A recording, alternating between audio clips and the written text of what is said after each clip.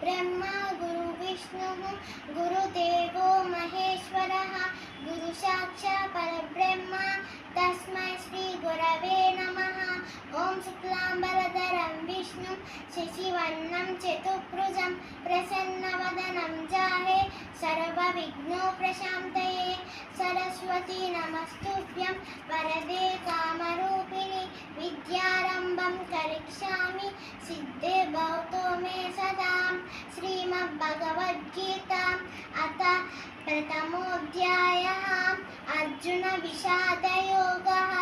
संजय उवाच अनन्तविजयं राजा कुन्तीपुत्रो युधिष्ठिरः नकुलः सहदेवश्च सुघोषः मणिपुष्पकौ काश्यश्च परमेश्वासः शिखण्डी च महारथः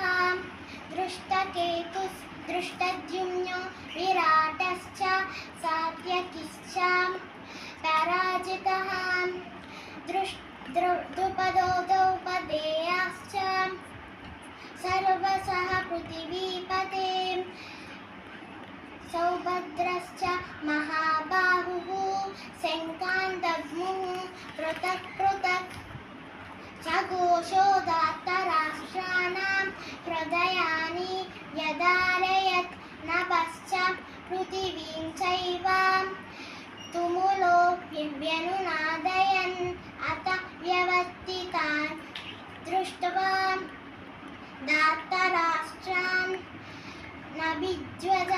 कपिध्वजः प्रवृत्ते शस्त्रसम्पाते धनुर्विद्यम्य पाण्डवः।